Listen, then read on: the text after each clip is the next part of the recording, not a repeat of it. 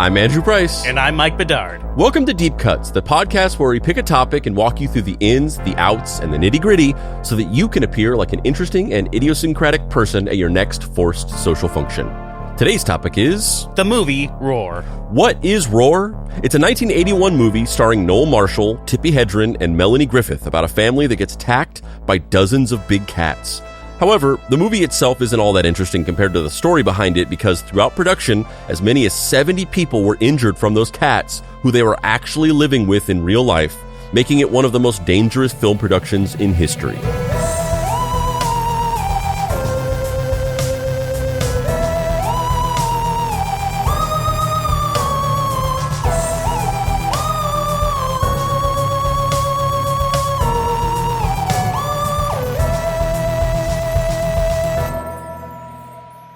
Act 1, Where the Wild Things Are, which is apparently Sherman Oaks, California. It's often been said that it's a miracle that any movie gets made. Film productions, especially for massive projects, consist of hundreds, if not thousands of people, all needing to do their jobs at least reasonably well for the finished product to be somewhat entertaining. Productions can be chaotic, like Martin Sheen suffering a heart attack while filming Apocalypse Now. The production of Jaws was plagued with the shark animatronic not working correctly half the time. And while filming Titanic, someone spiked the cast and crew's clam chowder with PCP, leading to dozens of people requiring a trip to the hospital. In these cases, the teams overcame these obstacles to create classic films. But sometimes, a project has a disastrous production that ultimately leads to a collective meh from audiences. That's the case for the subject of today's episode, 1981's Roar. On the surface, it sounds like a run-of-the-mill adventure film where a family gets attacked by lions and tigers, which ends with everyone making it out all right, affirmed in their belief that they're looking out for one another. But the movie was filmed during the 1970s when VFX still had a long way to go, so real big cats were used throughout the film. And these weren't trained cats, they were actually out for blood. But let's back up to why anyone would want to make such a fucking dangerous movie in the first place. The idea behind Roar came from talent agent and producer of The Exorcist, Noel Marshall, and his wife, actress Tippi Hedren, best known for her role in Alfred Hitchcock's The Birds. The couple were in Mozambique, Africa, while Hedren filmed Satan's Harvest, where one day they came across an abandoned plantation house overrun with lions. After seeing all these majestic lions, the couple learned about how lions and other cats were becoming endangered due to poachers. So they decided to make a movie showcasing the animals to raise awareness and to even use any profits to go toward helping improve the lives of big cats in captivity. And they wanted to make it a family affair. Their kids, John and Jerry Marshall, would act in the film while Joel Marshall would serve as a set decorator and art director. And Hedren's daughter from her previous marriage, Melanie Griffith, was also cast in the film. Noel Marshall got to work writing the script, originally titled Lions, which then became Lions, Lions, and More Lions. He eventually settled on just Roar once he realized he wanted more types of cats in the project, but things quickly began to unravel. I mean, they went from like a pretty good title, like Lions. That's a perfectly fine title for this movie. They ended up on a pretty good title for the movie Roar. That's, these are it's fine. Fair. It's like these Jaws, normal fare. Yeah. But in the middle of that, in that exploration process, they almost called it Lions, Lions, and More Lions, which is an awful name. I wonder if more people would have heard of this story if the movie was called Lions, Lions, and More Lions. Because you can kind of tune out Roar, but like Lions, Lions, and More Lions sticks in the memory. Yeah, I mean, it reminds me of, first of all, the name evokes that infomercial that used to come on in like the late 90s at night whenever Adult Swim was playing or whatever. Or I guess at the time it wasn't Adult Swim, whatever. But the Lots and Lots of Trains commercial. That lots and lots of trains, clickety-clack, they're coming down the track. It reminds me of that. So I just think, and so instead of thinking of like a harrowing adventure tale of lions, I just think of like a bunch of lions just like running together, coming down a hill. Like I just think of, I think of like a Benny Hill situation, but with lions. And maybe it was supposed to be more comedic. If he was like rewriting this throughout the years, maybe there was a sillier action adventure movie in there. So Lions, Lions, and More Lions fit, but then he was like, nah, I just want like an action adventure movie, and Roar just fit that tone better. We got to watch Lots and Lots of Trains real quick. It's a little off topic. Look, it's a saved search. I've searched for this before. Here they come, clickety-clack down the track. It's Lots and Lots of Trains, two of the greatest train videos we've ever offered. And now through this special TV offer, you get 2 videos for the price of 1. You'll get Big trains, little trains, steam trains, diesel freight and passenger trains, even trains that blow through snow. Old trains, new trains, fast trains, slow trains, smoking trains, even trains from around the world, plus toy trains, trolley trains, and much, much more when you order lots and lots of trains. Hear the whistle blow, feel the heat, smell the smoke as these titans of the tracks thunder on by. You'll love lots and lots of trains. And remember, this spectacular 2-tape set is not available in stores. So hop on board and get 2 great tapes for 1 great prize. Get lots and lots of trains. Order now, get a free bonus CD of sing-along train songs. Call 1-888. See, in the 90s, they made content for autistic people. They just didn't know it. That should have been the trailer for Roar, or if it was called Lines, Lines, and More Lines, of like big lines, little lines, lines going through the snow. Just like it's just like we have all the lines in this movie. That's what I picture in my head when I think of the title Lines, Lines, and More Lions. I just think of a goofy thing of like an announcer as like lions are running around in different directions, and there's little tiny baby lion cubs, and it's just a thoroughly goofier concept in my mind. It got way darker. Yeah, as we'll see. They couldn't stick with Lines, Lines, and More Lions. Let's just watch the trailer now just to kind of set a little bit of the stage here. No train pun intended. Not Roar by Katy Perry. You're gonna hear me roar. See, that was actually the song written for the soundtrack of Roar. Good thing she hang on to it until 2003. Yeah, she said it didn't. Holy shit! This production quality is amazing for 1972. It was like how the song "Pet Sounds." It was a song that Brian Wilson made to submit to be in a James Bond movie, and then it didn't get accepted, and so then he used it as the centerpiece for the album "Pet Sounds." She wrote that song for Roar, and they rejected it. And then, when she was negative 15 years old, whatever, however old Katy Perry is. Now the clouds have all rolled on, and the storm has come and gone. And while the road was long, the Spirit helped us through. Here we are in Eden. This is a madhouse. No, it's just like life. You get the funny with the tragic. Here we are in Eden. Though we walk to stay, almost slipped away. See the shadow of the eagle in the sunrise. Hear the music of the children in the moonrise. Feel the power of the lion when he roars like thunder. Roar! The cat's got a little excited, that's all. Oh. Why if you bring us here, we're just gonna die. Roar! And do you know what your friends are probably doing to our family right now? They are eating shut up. Roar! Whose hand is this? sorry, I was so mesmerized that I just didn't. That did not have any appeal for the listener. Like, I was so mesmerized, but I was supposed to narrate it, and I just didn't say anything. I just sat and watched the trailer. But for the benefit of the listener who just sat and listened to like a song. With the occasional roar. Yeah. I guess there are lines of this. With what sounded like James Earl Jones going, roar. It was just, you know, it's the trailer of the movie Roar is this family that lives on this like compound, and there's just like a shitload of lions and tigers living in this house.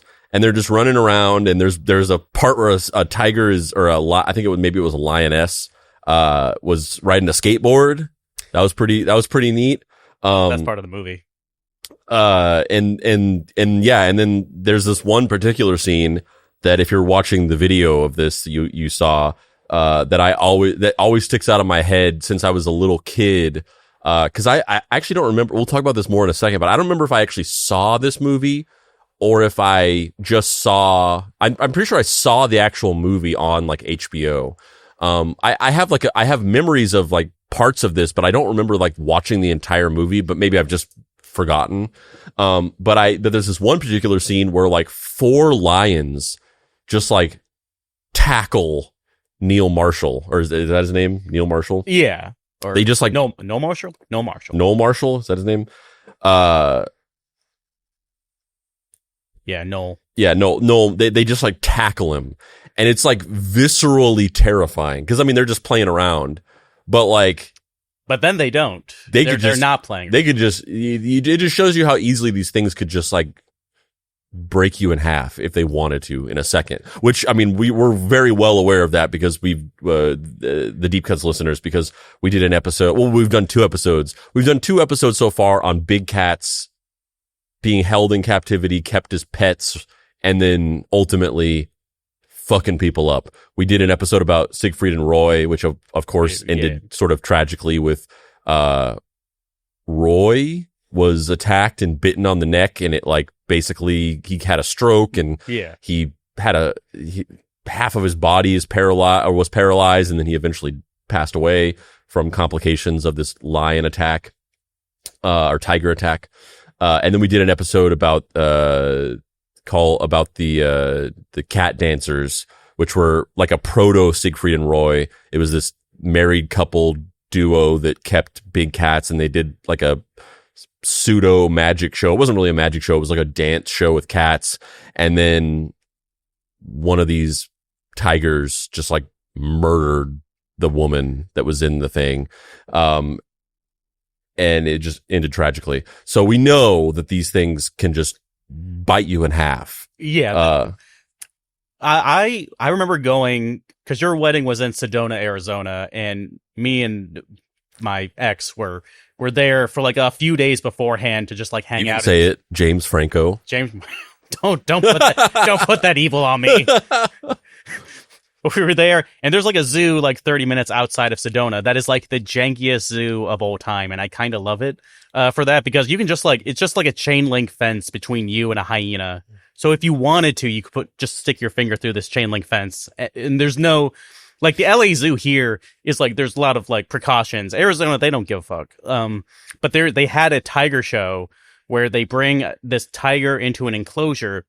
And then they try to get it to leap into this pool, and then it makes a big splash, and we're all supposed to clap. But the way they get it into the pool is they made up this, like, mannequin that was just a bunch of balloons, but they put the zookeeper uniform over these balloons. So it's in the shape of a human wearing the zookeeper uniform.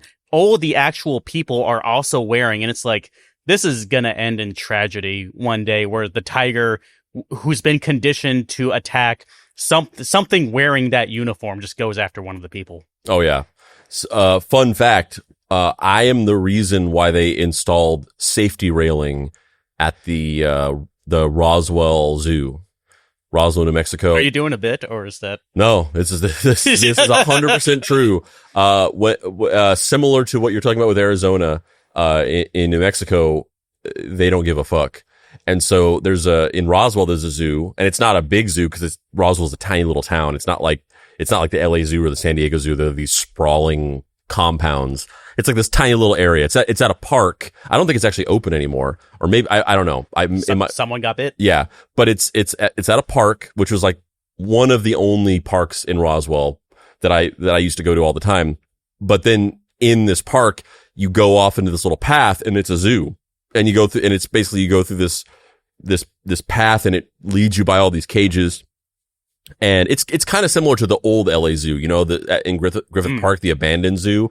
It's like that, where it's like a zoo at a park, and it's just a series of cages. But unlike the LA Zoo, which closed back in the 70s or whatever it was, this was open, you know, up to the 2000s at least. If it might still be open to this day, but I doubt it. Even in New Mexico, the animal rights violations of this thing is probably caught up with it. But it's just a series of cages, and you walk through this thing and you see all these things, and they had mountain lions and cougars and monkeys and something. They had a decent spread of animals, and they had the mountain lion enclosure. And these are just all like you said, you could walk up and you could stick your hand in these things. And the mountain lion enclosure, like the big cat enclosures, the one safety precaution that they did have was that they were these big cages that had, you know, inside of them, they had a deep pit. So they would have like the area where the mountain lions or the cougars or whatever would hang out. And then they had like a deep pit that went down, and then the fence of the cage. So the idea behind it is that they couldn't actually jump up to the railing or to the fence because of this pit. They could go down into the pit, and there was like water and sticks and stuff like that down there, but they couldn't ever get to the cage of the fence of the cage or whatever. But one day I was at the zoo, and I was standing there, and I was up against the fence. I was leaning up against it, looking out towards my family, and a mountain lion leapt, and jumped and made it to the fence and grabbed my shirt with its claws and pulled, and I was stuck with the mountain lion holding me by my shirt. And then my mom or whatever, or my grandma, I don't remember who it was, pulled me off and got me off, because it just got me by my shirt. It didn't like get my skin or anything like that, and pulled me off. And they closed the zoo down and installed these rails, these safety railings that came out and prevented you from touching the fence of the cage. And then they reopened the zoo, and it was because of me. You were the proto Harambe kid. Yeah, I was like slightly Harambe. It was like there was an alternate timeline instead of going down the dark timeline of Harambe getting killed, and now we have the reality we have. There's you almost getting attacked by a mountain lion, and then they have to put the mountain lion down, and then the country goes in a dark direction. Yeah. Also, I just want to say this because I think I just got caught up in the comedy of it for the J. Fred Muggs episode. We talked about the goofiness of it, just the fact, just how ridiculous it was, all the little goofy things. It was a bit show. It was just us. We didn't really get too serious about it. We were just joshing and messing around. But we did get a little bit of criticism about the episode. And so I just want to put it out there that these things, like making a chimpanzee be a host on a talk show, or keeping a bunch of lions in a house with a family or whatever, like these are not good things to do. No, this is like animal abuse. We got so caught up in just the jokiness of that episode that we never really once said, like, this is kind of fucked up that they're doing this to these chimps. So I just want to put that out there, that I do believe that these things are bad and wrong. We just were joking around. It was a bit show. We were caught up in the bit of it, and the funkiness of it. So, but I do want to put it out there that I don't think that these are good things to do. We're going to talk about this episode where they're keeping these lions in this house and shooting a movie with them. This is not cool. We might mostly be joking around about this. We might be talking about how scary the animals are and like the attacks or whatever, but I just want to establish that this is not a cool thing to do to wild animals. Yeah, this is fucked up. Keeping big cats in just a house is fucked up.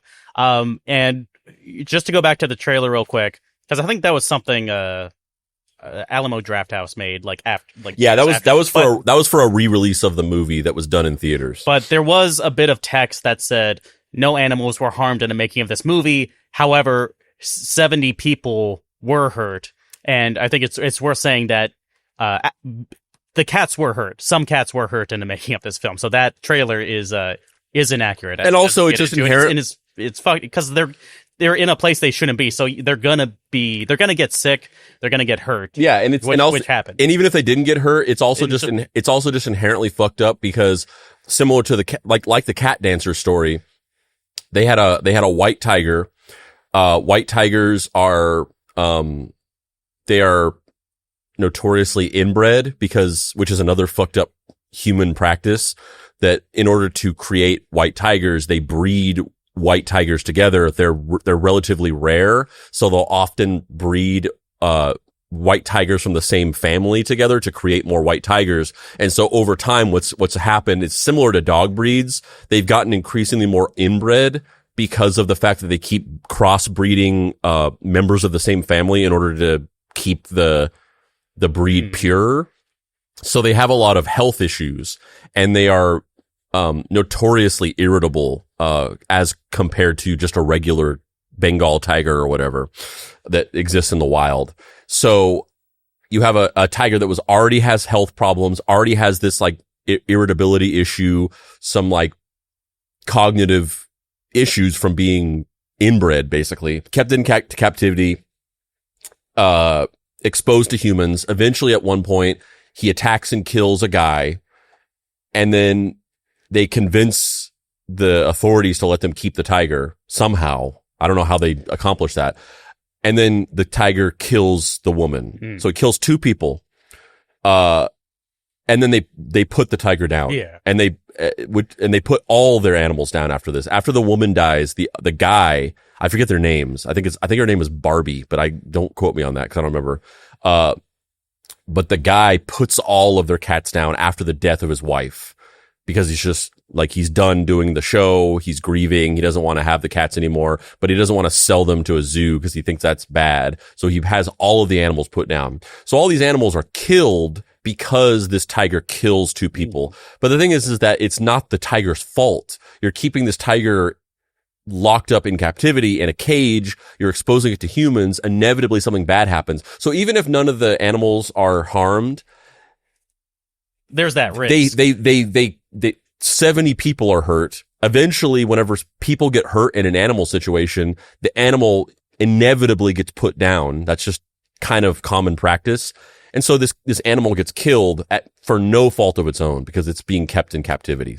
So even if no animals were harmed, it's still just inherently abusive because the animals are harming people and it's not their fault that they're doing that. And then it's putting them in danger because they're going to get put down because they've harmed a person in a situation that they didn't ask to be put in, basically. It's a similar thing that happened that whenever I think we were in Yellowstone. I think it was Yellowstone.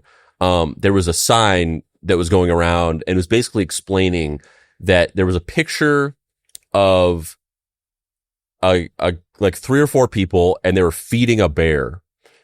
This bear that looked like it was like youngish. It wasn't a full grown bear, but it wasn't a cub. It was like, a teenage bear or whatever you want to say. And it was a trail cam footage of a guy and a woman and then like a couple kids and they were feeding a bear. And then it was explaining that because of the policies of the park and what they have to do and like the procedures that they have to do, they caught this family feeding this bear and then they had to put the bear down. What the fuck? Because I guess their policies are that the bears aren't supposed to be fed because then they'll get used to coming up and go up to humans, going up to human food and pose a risk. So their policy is a strict 0 tolerance policy. If you feed a bear, they put the bear down because it's a risk that the bear's going to come up and approach people. So this bear got killed because of these people feeding it and it was their fault. So it's similar to that. It's like the bear's not at fault. It's kind of fucked up that this happened and it's the person's fault for ignoring the park's policy to don't feed the bears and feeding them. So they got their little photo op and their little fun 5 minutes. This bear got murdered, effectively.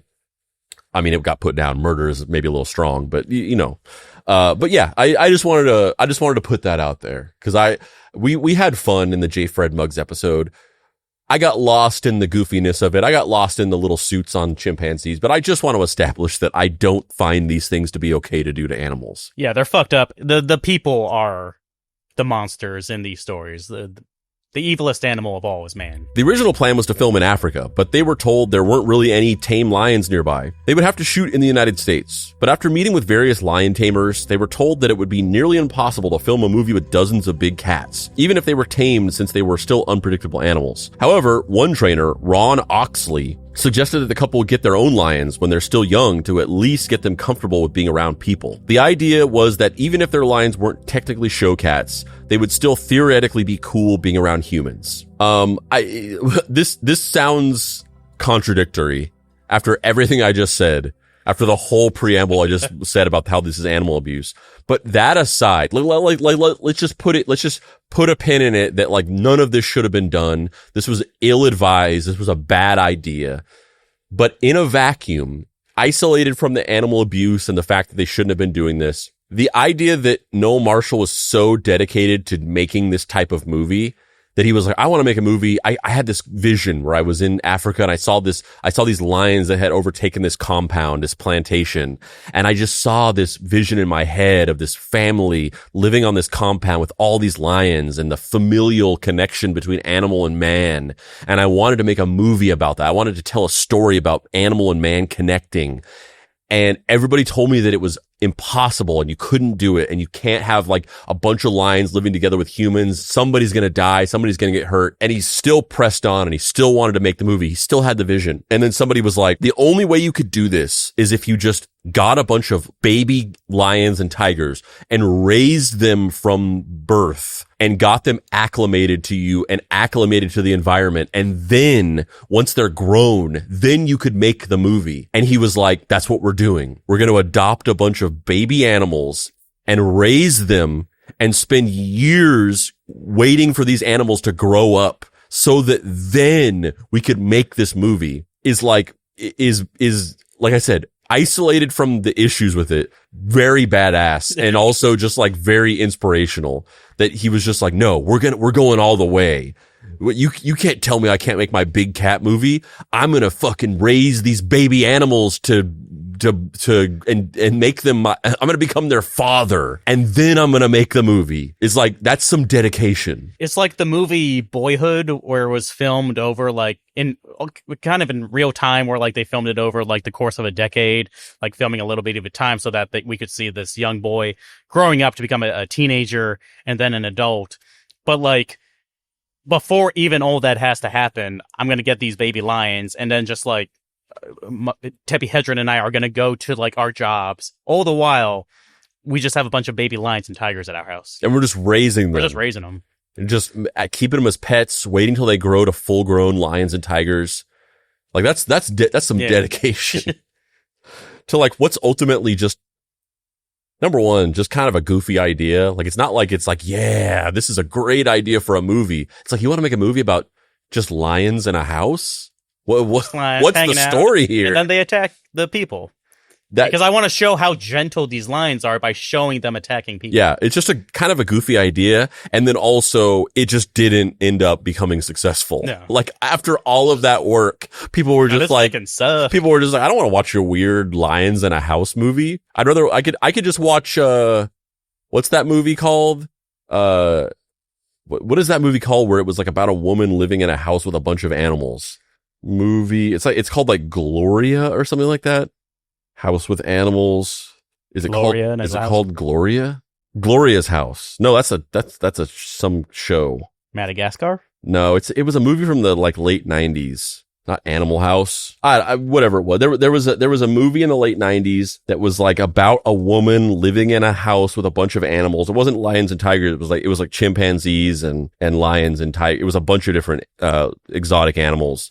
And it started with a G, and it was like her name. But anyway, we could just watch that movie. We don't need you to raise lions from the time they're babies in order to make this weird movie about you living in a house with the girl from Birds and the girl from Milk Money with lions. We could just watch that movie where they didn't like abuse they maybe abused animals in some way, but they did it in like a probably more humane, conventional way of like with trainers and just shooting the movie and not keeping them living in a house with people. It is interesting how, just to go back to the J. Fred Muggs episode, the whole idea was just like, our ratings for the Today Show are tanking. Let's just throw a chimp in there and see what happens. And then this was, let's just get some lions and see what happens. It's just like the plot or how this evolves doesn't matter. The idea is just people will watch something if there is an actual animal in it. Yeah, it was like a proto version of just like a Mr. Beast video where it was like the whole thing is just like this stunt and like people will be an undeniable piece of work because of the massive stunt aspect of it. But then people still didn't give a shit. Yeah.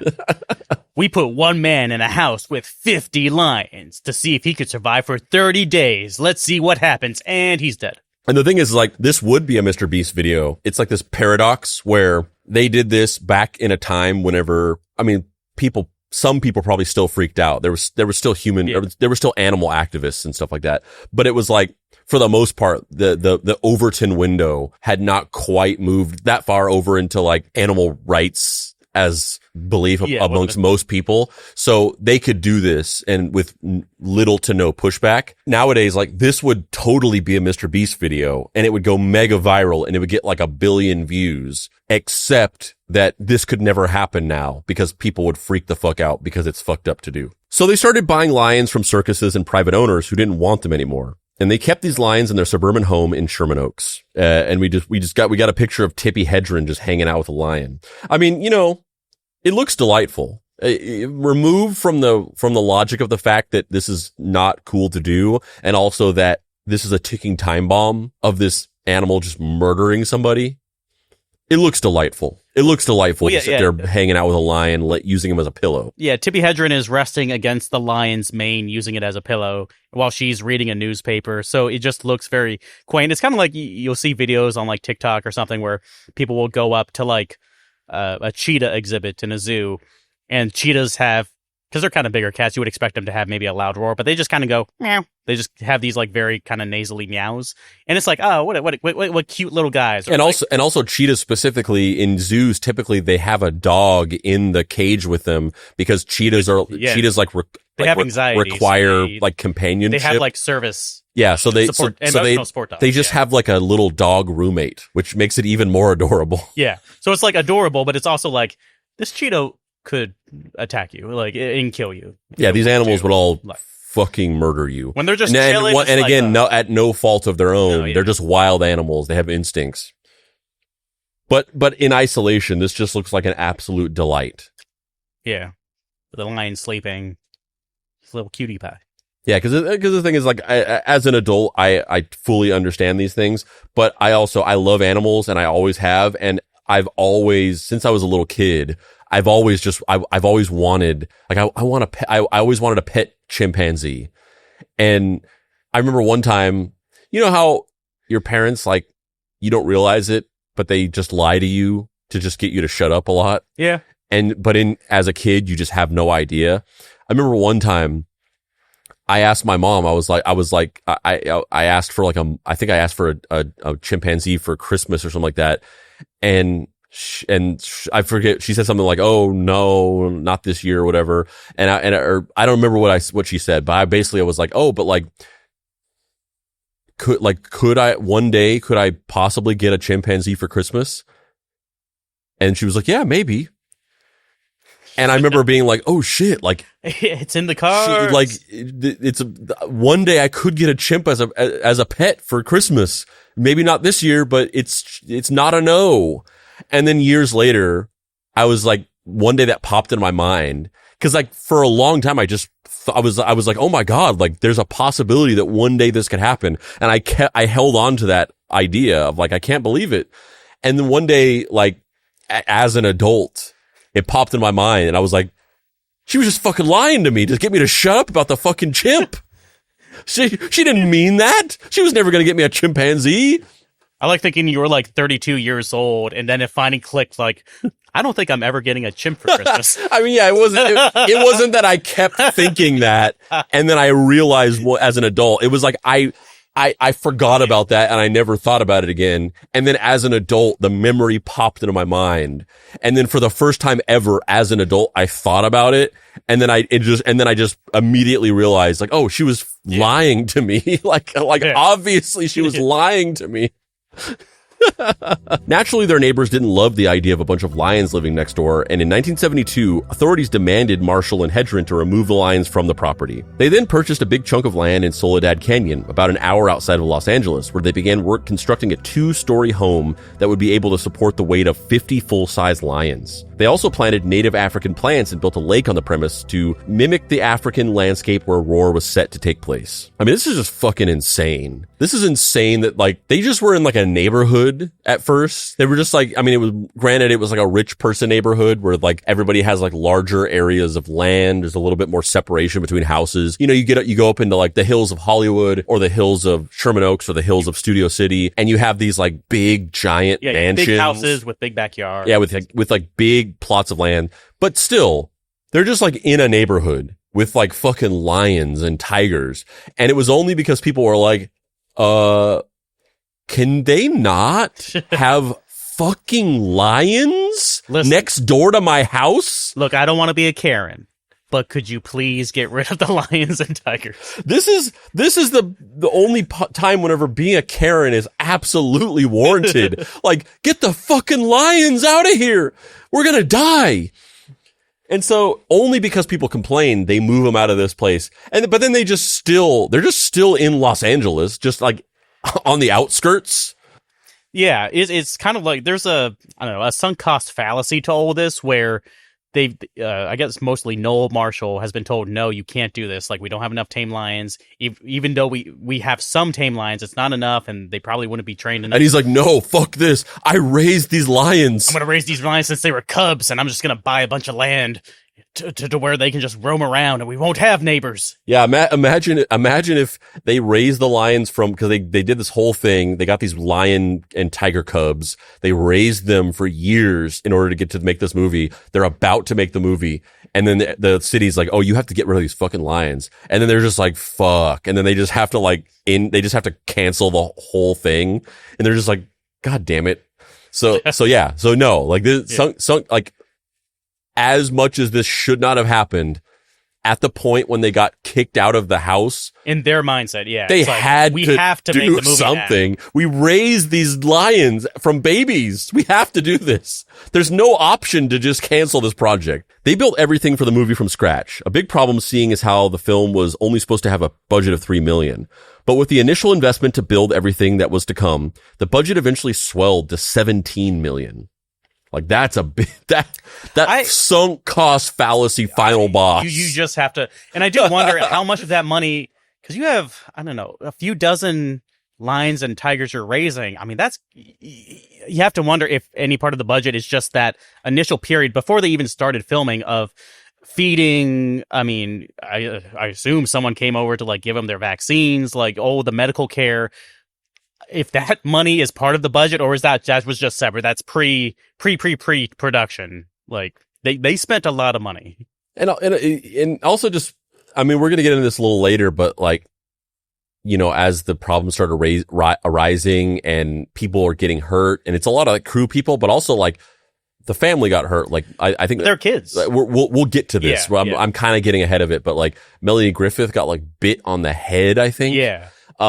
And it's like, what's up with these like rich celebrity people and just wanting these like really dangerous animals to live in their house? Cause another thing is I'm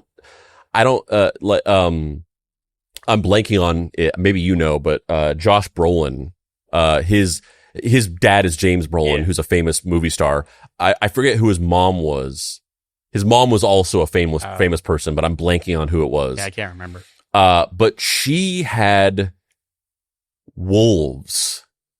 She had pet wolves, and they also would like attack and hurt the Josh Brolin and his brother. And he was on a podcast one time talking. I think he was on Howard Stern. I saw a clip from Howard Stern of him, and he was talking about it. And he was like, yeah, like I was like at home, and like we have these wolves, and they would like run around, and they would just like bite one of us, and then we would like cry, and then our mom would just tell us to like suck it up, and like she cared more about the wolves. Like, she didn't want the wolves to like get in trouble, to be taken out of the house. So anytime like something would happen, she would like tell us to like keep it quiet, because she didn't want like somebody, you know, calling the the ASPCA on us or whatever. So like she just had these fucking wolves, and they were like hurting her kids, and she cared more about not getting the wolves taken away by the city than she did about like her children getting like hurt by these wolves. Or fucking Child Protective Services taking away your actual children. Yeah. Because you have a bunch of wolves. Yeah, so like what's up with these like weird rich celebrity people? There's like rich famous psychosis of like these wolves and lions are my real children. And then I just have these like fucking nerds. Yeah, who are also these little fucking nerds. Go off and be in the Goonies, you little bitch. Fucking Thanos-ass looking motherfucker. That's what she says. But with the extra land, the couple could get a lot more animals, not just lions. When all was said and done, they had amassed 150 big cats, including a mix of lions, tigers, panthers, cougars, jaguars, leopards, and one single tigan, a tiger-lion hybrid. They also got a couple of elephants, because why not at this point? First of all, so what's the difference between a liger and a tigan? It's a good question. Is there a difference between those two things? Maybe one is like if you have a male like, lion and a female tiger, it's one, and then vice versa, it's the other. I don't know. Is it like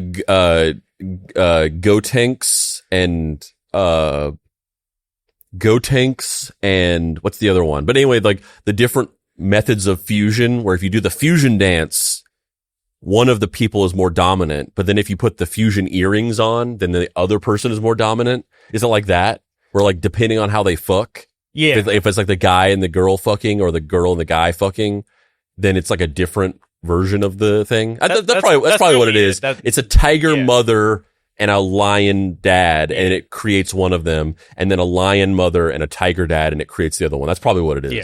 I don't know which one's which.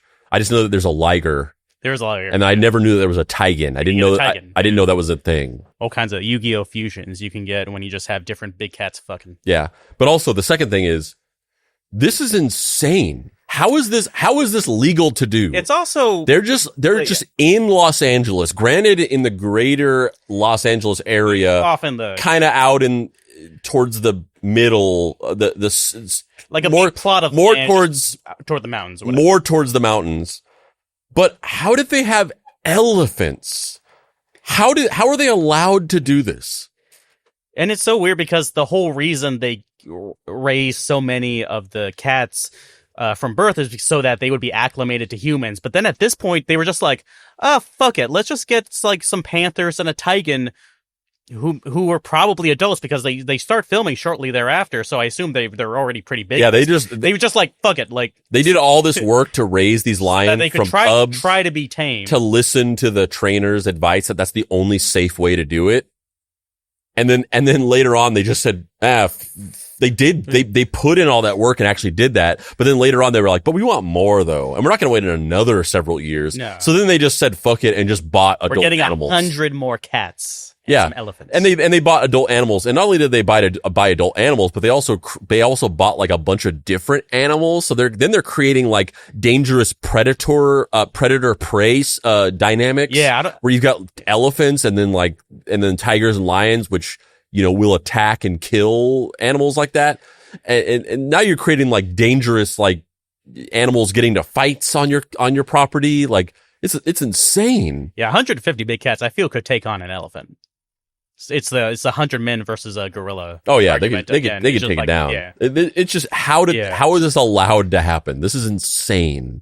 Without the pleasantries of just being in a suburban neighborhood, now they're off in the distance. No one really cares. No one's checking on them. It's like, let's just get 100 more cats.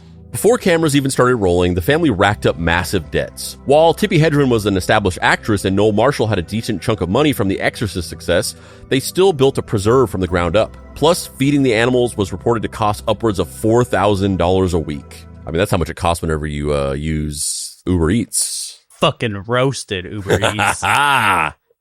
Fucking charge me $50 so I can get a burrito. Economy roasted. To help cover the costs, the family sold their 4 houses, and Hedren sold the fur coat Alfred Hitchcock had given her for the birds. Everyone in the family also took on a bunch of supplementary roles for the film, such as John Marshall needing to be the camera operator, boom operator, set mechanic, and animal wrangler. Hello, Tippi. It's nice to see you after all these years. I still cherish the memories of shooting the birds with you. How are you enjoying the wonderful fur coat I bought you as a set wrap gift? You did what?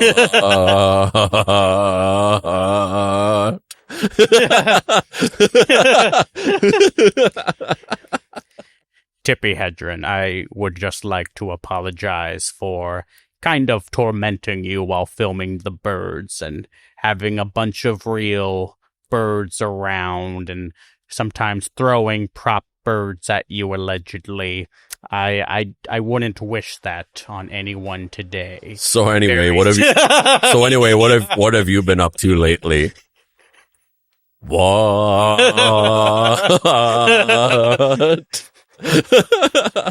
Well, I guess this doesn't make me look so bad now.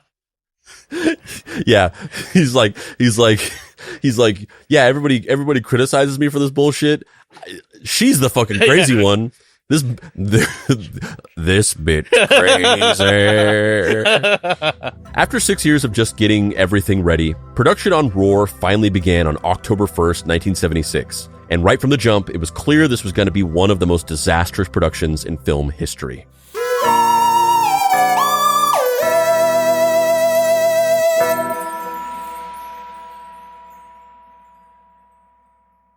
How you feeling about the ballad of Roar so far? It's a train wreck that it's like you know what's gonna happen, and you're just kind of dreading getting into it. Cause it's super fucked up what they did, just getting all these cats, and just the length they went to. We got a little bit of pushback for the cavalier way we talked about J. Fred Muggs in the episode, which, I mean, for the most part, I don't feel bad about it. Like, we were just messing around. It was just a funny episode. But I do think that, like, there should have been, like, at least one part where we acknowledge, like, all joking aside, this was not a cool thing to do to this chimpanzee. Yeah. This is a messed up thing. We got caught up in it. It was easy to get caught up in it because it was just pretty much a goofy story. Yeah. Like, nobody really got hurt. No, nothing really. I mean, J. Fred Muggs, he's apparently still alive. Until we hear otherwise, J. Fred Muggs is alive in our hearts, at least. Yeah, nobody got seriously injured, so it was easy to just kind of get lost in the goofiness of it. But in this episode, like, it's impossible. It's going to get dark soon. Yeah, this is just the preamble. So the first act was just us goofing around, joshing around, and kind of talking about how crazy it was. But it's about there's going to be no ignoring the darkness of this. And also, there's a certain kind of mentality, I guess, a lot of artists tend to develop, because Noel Marshall in particular, everyone in the family, like, Tippi Hedren, helped raise a lot of the lion and tiger cubs. But it's mostly Noel Marshall, as we'll kind of get into. And he just needed to make this movie happen. And you hear a lot about, like, these kind of people who have these visions. I mean, like, Francis Ford Coppola, like, wanted to make Megalopolis for, like, decades. And was just like, he kept trying to make it happen until it finally did. And yeah, Francis Ford Coppola's version of getting 150 dangerous animals to live on a compound and, like, hurt their children was getting Adam Driver to go in a club. Would you rather live in a house with 150 big cats, or a house with Shia LaBeouf, John Lithgow, and who's the other fucking canceled guy who was in Megalopolis? There was another one. I can't remember. The answer is the cats. Yeah. Have you ever spoken on the podcast about the time we tried to film a sketch with Shia LaBeouf in college? Yeah. Okay. This is a little bit of a it requires some context here. This is a little bit of a deep dive. But several years ago, Shia LaBeouf was in this phase of his career where he tried to become this weird, like, performance artist, where he started just doing these strange, bizarre public things. It was him pushing back against his, like, child star status and becoming this big thing, the mainstream movie star with the Transformers and all that stuff like that. It was him, like, pushing back against that and trying to, like, carve out a new identity for himself as, like, a real artist that wasn't just, like, the kid from Even Stevens and Transformers. And so he just started acting wildly erratic. And he would, like, go to, like, he purposely was in a bunch of, like, art films and, like, really provocative movies like Nymphomaniac, that the whole concept of Nymphomaniac was like, these people are having unsimulated sex for real on camera. And so he picked a bunch of projects like that. And then he would, like, go to, like, press junkets and he would just say weird stuff.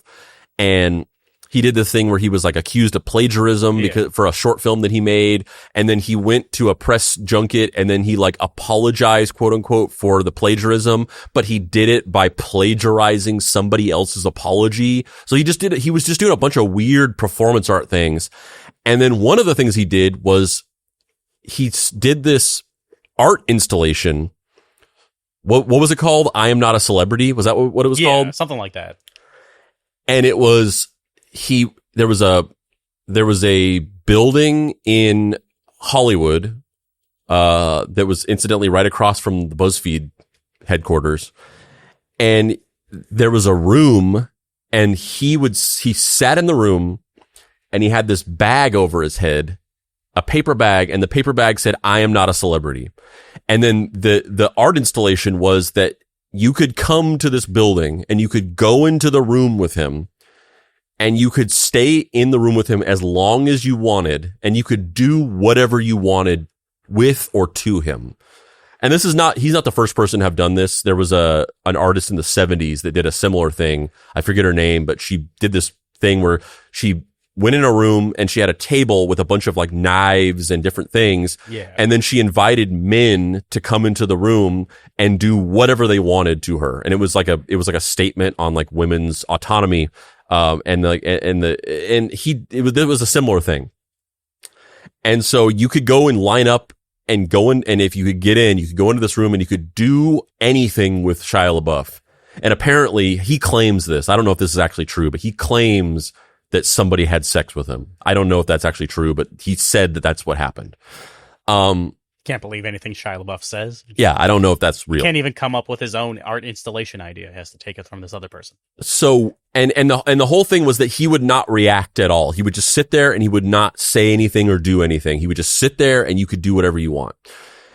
And so we had an idea for a sketch where half of it would be shot in our apartment and half of it would be shot in this room with Shia LaBeouf. And so basically the concept is that we were all sitting in the living room, and we were, and it was like me, you, and a couple of our other roommates. And I would come in and be like, "Hey guys, I feel like Shia is like really down right now. He seems to be in a rut. He seems really depressed." And then one of us, like you, would be like, "I'm going to go try to cheer him up." And then you would get up and walk out of the room, and then it would cut to the room with Shia LaBeouf, and you would walk in and be like, "Hey Shia, you all right? Doing all right in here, buddy? You want a sandwich or something? You want me to make you a sandwich? No sandwich? All right. Well, we're gonna watch American Horror Story in here. I know it's your favorite show. You want to come out here and watch American Horror Story with us? No? You don't know? You don't want to? All right. Well, if you need anything, we're all out here. Anything you need, just let us know. All right, I'm going to leave now, Shia." And then you like back out of the room, and then it cuts to you walk into the living room and be like, "Yeah, he's totally out. He's like a zombie." And then the next person be like, I'm going to go see if I can cheer him up. And then basically do that like 3 times. And it would just be cross-cutting between us shooting in our living room and then in that room. So we were going to shoot that sketch, and it was going to be the most viral thing we'd ever done. It was going to be big. It was going to be fucking big. We could have gotten Whitest Kids You Know big. Yeah. If we could have pulled this off. But the thing was that explicitly part of the stipulation of this stunt was that when you went into the room, you could be in there as long as you wanted. There was no time limit. It wasn't like everybody gets 10 minutes. So it was front loaded to where the first like 4 people took up the entire day. Yeah. And there was hundreds of people in line. Yeah, we waited in line for like a few hours. Yeah, we waited in line for a long time, and we never even remotely got in because it was literally just the first like 4 people, and they were there the entire day, and everybody else that showed up did not get in. So yeah, we didn't get to shoot that sketch. It would have changed the trajectory of our lives. And fuck those people. Like, what were you doing? Apparently one of them was just fucking. I mean, how long does that take? Yeah, she was the first one, and that was over in 30 seconds. Yeah. And then the second person was there for 8 hours. Like, we could have filmed a sketch. We could have filmed all the bits of that sketch, like, pretty quickly. I don't know, 20 minutes, maybe 30 minutes. We're in and out. Oh yeah, it would have taken 5 minutes. It would have taken 5 minutes for us to just get in there, shoot our little thing, and leave. And I have so much anxiety of like, I don't want to like inconvenience other people. So I'm like, let's just film this stuff. Let's get in, get out. Like we would have just filmed the sketch and gotten out of there. I don't know what anyone else. just sitting there. Like at a certain point, like how funny is it? Like it's like I'm sitting in a room with Shia LaBeouf, he can't do anything. Yeah, here's the thing. That's like that's here's the thing. Our thing that we wanted to do made sense because it was funny and we wanted to make a video. What was anybody else doing? What was literally any single one of those people in the line? What were they gonna do? What was the point of what they were doing? If you're listening to this and you got to see Shia LaBeouf that day, fuck you. Yeah, fuck you for supplanting our funny sketch idea we were going to do, which was really good. So we almost got famous from a funny sketch, and those idiots ruined our lives because they wanted to like sit in a room with Shia LaBeouf for like literally 6 hours. Like we were there for several hours, and somebody walked through the line. And they basically were like we were like 3 hours into waiting in line. We showed up there, around the time that the line started. We were still far back because there were people that got there way earlier than us. But we showed up within maybe 30 minutes of the line starting. Yeah. And we were like 3 hours into waiting, and somebody walked back through the line and they were like, literally only the second person is going in right now. The second person in line. And we were like, we're never getting in. Yeah. We're not getting in. We left after waiting for like 3 hours and then went to Norm's, and it was the most depressing thing. Yeah. We were so hyped about this. Yeah, because 3 hours into waiting, somebody walked back to the line and said, only person number 2 is going in. Yeah. So we were like, this is not happening. And ostensibly only like 4 or 5 people got to go in at all because they were just, everything was the first, 4 people of them was totally front loaded of like, no, I'm sitting in here for 4 hours. Fuck you guys. And I say, fuck you. Because what are you doing in our room with a silent, mute Shia LaBeouf for 4 hours? What are you doing? Are you just also sitting there like silent and mute? At a certain point, the novelty has to wear off. Like, it's just like, I'm doing this thing. I'm just sitting in the room with Shia LaBeouf. Not filming it to post later, you fucking freak. Yeah. Everything needs to be for content now. And it would have taken us 5 minutes. 5 minutes to get our video and leave. I'm still bitter about it all these years later. Anyway, speaking of failed projects, you have anything to plug? Oh yeah, I do that I use my segue as a way of insinuating that his comics suck. Yeah. That's what I do. Well, you can follow me on TikTok at Cinema Singularity, where I post all sorts of film and television content, movie reviews and interviews with actors and directors and such. Or you can follow me on Instagram at Mike Bedard. And if you live in the Los Angeles area, my sketch team, Crop Top, performs the second Wednesday of every month at the Pack Theater. But if you want to follow us on social media, you can go to Facebook and search Deep Cut Podcast. You can also join our Facebook group, the Deep Cuts Podcast Facebook group, where we have a cool little community of people, of listeners who talk about the show, make memes, hang out, post other stuff. You can join our Discord server by going to bit.ly.com/deepcutsdiscord, where we talk about the show, we make memes, we hang out, we play games. It's a cool little community there.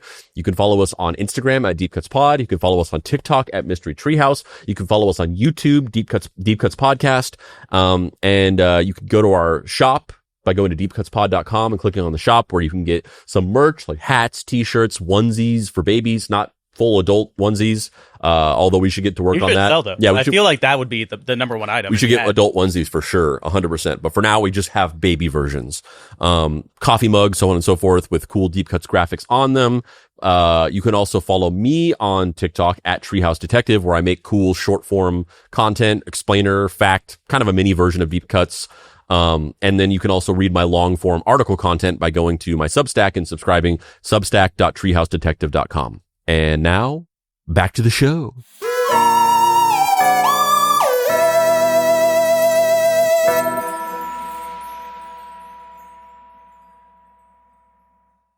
Act 2, A Lion's Share of Disaster. Noel Marshall, despite not having any acting experience, took the lead role of Hank, a naturalist living amongst a bunch of lions in Tanzania. The belief is that no one else wanted to risk their life for the role, and that was some good thinking. Hedren and their kids would portray Hank's family, who come to visit him but then get caught in the lion mob and must run for their lives. Marshall's troubles began on the very first day of production, as chronicled in the documentary Roar, the most dangerous movie ever made. We started filming October 1st of 76. The first day of filming, Dad wanted something amazing to show investors. He started by filming the big lion fight, so we thought that would be magnificent. And that's the one Dad really wanted to do. In the film, Dad's living with the cats, and they're all getting along great, and Robbie leads the pride. Then a rogue lion, Togar, comes in, and there's a big fight, and all of a sudden, Robbie's brothers start to challenge his dominance. I gotta go help your uncles. They're killing each other. Now, these are completely untamed, untrained, full-grown male lions. They had all their claws and teeth and testosterone. Stop her! Stop her! Noel's character would rush in and break up the lion fight as like he was the king of the beasts or the alpha male that was going to take care of this matter.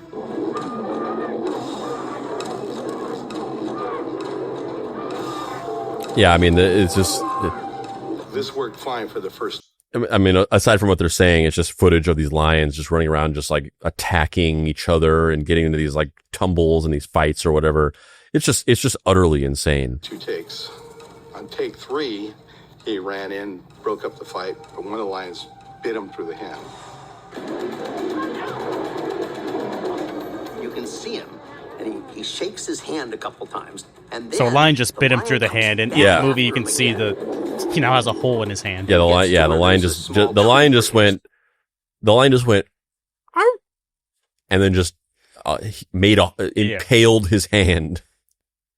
And he's still, to his credit, he's still acting. He's still committing. You got that acting adrenaline going. The tree branch. And the lion came with his mouth open and Dad stuck that tree branch into the lion, and that was the only thing that saved him. The bite Oh my God! Yeah, there's just a gaping hole in his hand. He's got that stigmata. He got that stigmata. I was gonna say the exact same thing. Arterial bleeding that was shooting out about 15 feet. We loaded Noel into the ambulance, and they drove off. When a lion bites you, they have so much bacteria in their mouth, it's almost instant infection. And I mean, immediately after someone gets bit, they just keep pouring hydrogen peroxide on it. The whole time they take you to the hospital. By the time you got there, you're infected. 5 minutes later, we see another ambulance coming, drives up to the main compound, and the back door opens up, and it's Noel. He jumps out, and he goes, "Let's get the cameras. We're going to shoot close-ups of my hand. We're going to put this in the movie." And he said, "Ken, squirt some blood in there." The bleeding had stopped. He wanted me to squirt fake blood into the hole. I realized after that day that this isn't the normal person I'm working for. This guy's a little out there. I realized after that day that he was fucking crazy. I mean, that's insane. For the listener that can't really see that, I mean, I recommend you maybe check out this documentary because you can see a lot of this stuff and kind of get a more visual aspect of what we're talking about. But like, for the listener that can't see that, the footage we just watched, like, it is absolutely a miracle, beyond a miracle, that nobody died. And because how did these are like, as he said in the clip we just watched, untrained lions. These aren't they did raise these lions, and maybe that was like part of it was like because they had lions that they had raised and they were like saw them as family. They helped to keep some of the other wild animals in line and create like a hierarchy where like, we live here and this is our domain and these are the alphas, Noel and, the family. So they were able to maybe keep the other animals in line a bit. And that's maybe why nobody got fucking murdered. But like, these are wild animals that are untrained, that aren't the ones that they raised from babies. And they're just running around, getting into these fights or whatever. The lions are attacking him. Like he just bit a hole through his hand. And how did these people not die? How did these people not die? Very foreboding. Like he's already spent years raising a bunch of the cubs from cubs to adults, building this house, planting all the trees, getting the set ready. And just the fucking first day of filming, it's like, got a hole in my hand, got to go to the hospital, and then came back to like finish. But it's like no joke. I mean, they bit him in the hand, but like you can get an infection and that can spread pretty quickly. Like I've been bitten by a dog before, and like you need to get that checked out because of any. I mean, and it's an animal's mouth. Like it's filthy. It's filled with bacteria. So the fact that he if you tried to play it off cool. If you get bit by a dog, you need to go to the hospital because it will get infected. Like, you got bit by a fucking lion. Yeah. I don't even want to know what's going on in their mouths. I mean, I can't believe that nobody died. Not for a lack of trying. Like, that's the hole through the hand is gonna. I mean, it's gonna look like child's play compared to some of the other stuff. It's insane. And the thing is, like, I would never do this in the first place, but if I did do this, if I got this far and on day one of shooting, hole in the hand, pack it up. Pack it up. It's over, baby. There's no. Hello, my baby. Hello, my darling. Hello, my ragtime gal. I'm making a movie with frogs next. Yes. I meant like it's the end, but yes, I would make a movie. I would make this exact movie with just frogs. A bunch of frogs. I don't think there's any better example of the sunk cost fallacy than this guy getting every single opportunity at every turn being like, you shouldn't do this. You shouldn't do this. And then he just keeps pushing through. He was insane. Yeah. Like the fact that he got bit, they finished the take, then they loaded him into the ambulance so that he didn't lose his arm. And then like a couple hours later, he comes back and is like, roll the cameras again. Let's get a picture of my hand. He's insane. Yeah. He's a crazy person. And crazy or not, I cannot believe that nobody died. It really can't be stressed enough to the listener. If you see this footage, how did nobody die? I mean, thank God. I mean, and I shudder to think of like, would it have taken someone dying for him to be like, it's not worth it? Or would he be like, yeah, that person died and it was sad, but I have to finish this movie about big cats? I'd like to think, I mean, here's the thing is like, I would like to think that would be like the sobering moment of like, this has gone too far. We have to pack it up. But then again, you know, like the Werner Herzog movie Fitzcarraldo, where they had to physically lift a boat over a mountain as part of the production of it. Multiple people died during that process and they just kept going.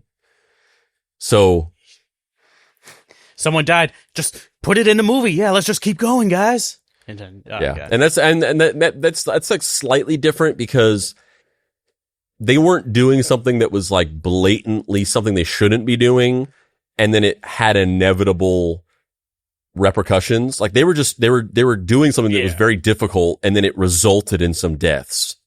So that's a little bit more understandable that they kept going because it's like, oh fuck, like this horrible, unfortunate accident that shouldn't have happened occurred, but we're gonna finish the film. But like in this situation, it's like if somebody died, it's like, it's because you're doing an extremely stupid thing that you should not be doing. And it's directly your fault. So I would like to hope that it would be a sobering moment, a come to Jesus moment. If nothing else, I feel like they would have been shut down. Like the police or fucking SAG, someone would have intervened at some point to. Fran Drescher wouldn't have allowed this to happen. The nanny keeps you in check. Yeah. Talk about a nanny state. Yep. Noel was out of commission for a week after that before filming could resume since he was, after all, the lead. This was a common factor throughout Roar's production. The initial plan was for filming to only take 6 months, but it would take 5 years to finish everything because they frequently had to stop and start to deal with injuries and other factors. There was also the matter that none of the big cats were properly trained. They weren't used to needing to hit their marks or do what the plot called for, so they pretty much kept the cameras rolling on the lions at all times just on the off chance that they did something interesting that could go into the movie. Sometimes an entire day's worth of filming would only result in one usable shot. There was also the matter of the African plants they had set up. These plants were only in bloom a few months out of the year, and for the rest of the time, they were leafless or brown, so they could only shoot during these few months, which backed things up further. But who cares about plants when there are living fucking lions everywhere? Numerous people who worked on Roar suffered injuries throughout filming, including cinematographer Jan de Bont, future director of Speed and Twister. Jan de Bont was scalped while filming Roar during one scene where he's filming the family flee a pride of lions from inside a trench. Noel Marshall recalled, Jan's injury happened very quickly, and he deserved it.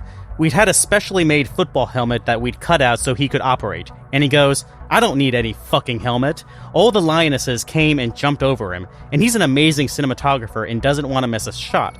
So when he has an empty frame, he pans over to catch the family in the boat. Well, the lioness that jumped over him went, what was that?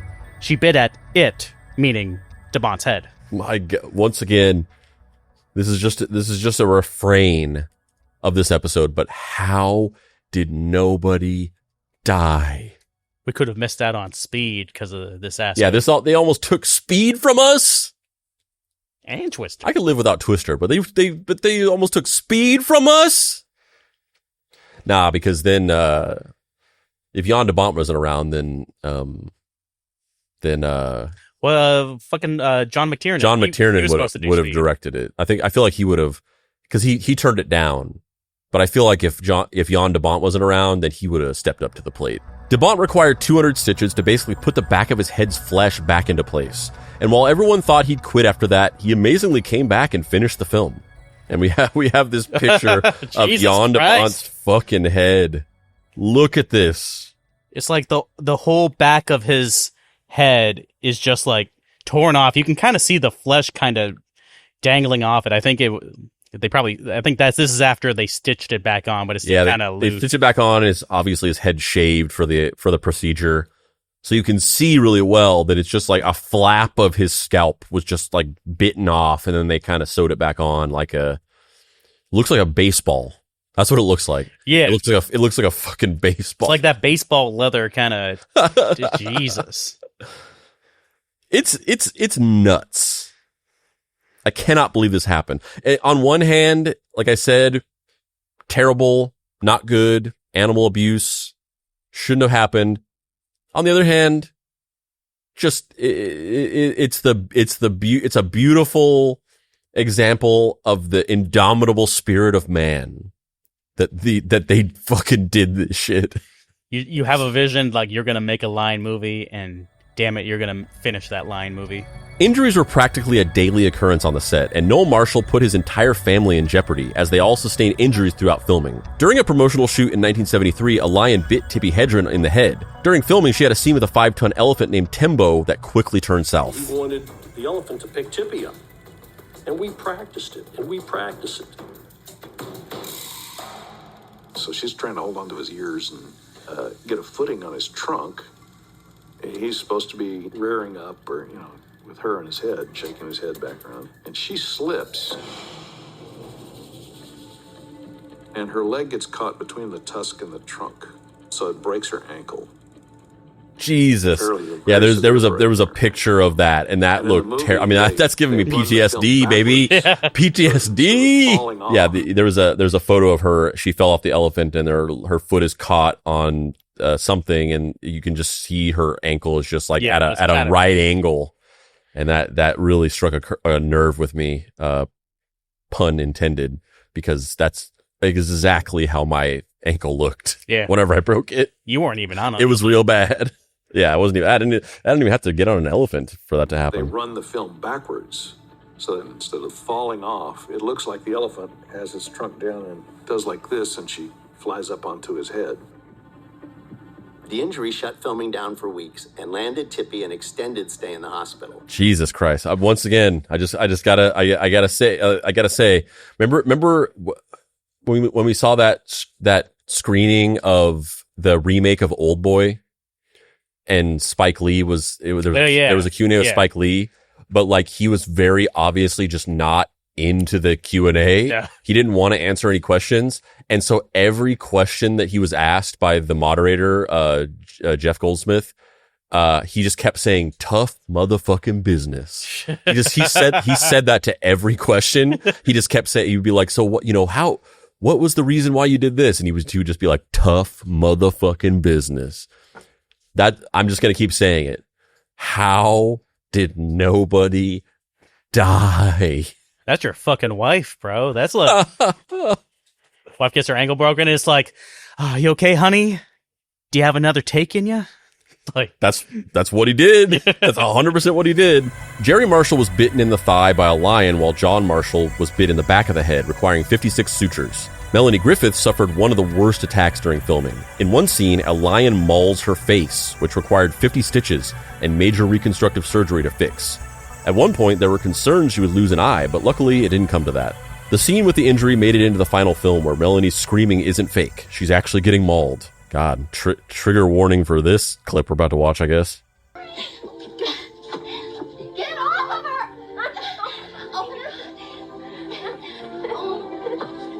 Jesus Christ. So Tippi Hedren's trying to get the lion off of Melanie.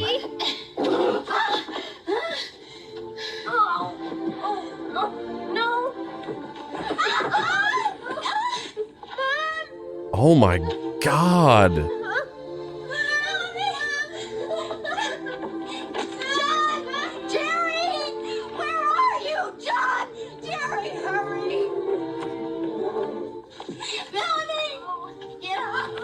Oh my Jesus Christ. What the fuck? And like she's still in character calling her husband the character that he's playing? Yeah, that was fucked up. Like I mean, it sounded bad, but like to see it, if you can't see it, like the lion's just on top of a young Melanie Griffith and just like biting her face.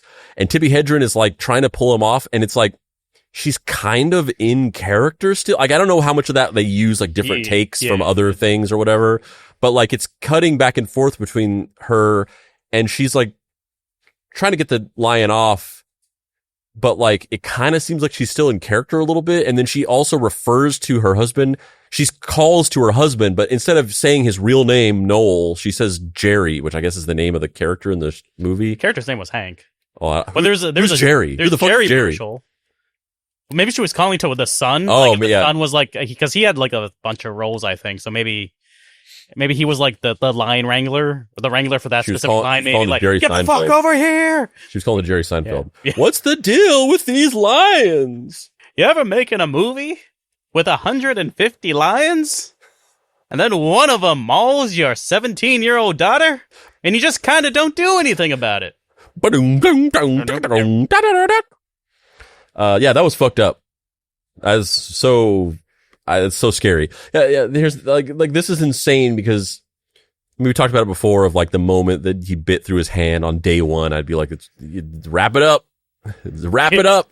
But you know, like I just the footage of this is just so viscerally terrifying to me. Like I would never in a million years submit to doing this. Like I would never get into the situation in the first place, but if I did, the moment that I saw a lion charging at me, I'd be like, I'm done. Like there's this little town near LA, like an hour or two away. It's called Solvang. It's a little like Dutch recreation town. And it's like a little tourist area. You go there and there's everything looks like a little Dutch cottages and there's a bunch of shops and you can buy a bunch of Dutch food and stuff like that. It's a little tourist area. And right on the outskirts of it is an ostrich farm. And you go to the ostrich farm and they have a bunch of ostriches and emus in these little enclosures. And you can go out there and you get food and then the ostriches can walk right up to you and eat out of these little trays that you have. And the thing that doesn't fully come across about ostriches when you just see them in a video or whatever is that they are horrifying. Yeah, they're dinosaurs. They are fucking dinosaurs. And so I've been to this a couple times and it really never gets better, but certainly the first time I went there, we go out and we're just like, oh, it's going to be fun. The little ostriches and we're going to feed them or whatever. You go out there, you stand at this little edge, this little platform edge. When these ostriches come up to you, you're like, you go into like fight or flight, like caveman mode. You're just like, what the fuck? No! Like the first time the ostrich walked up towards me, I just backed away. I was like, I did not expect that instinctual primordial terror to go through my body when I saw this ostrich approaching me.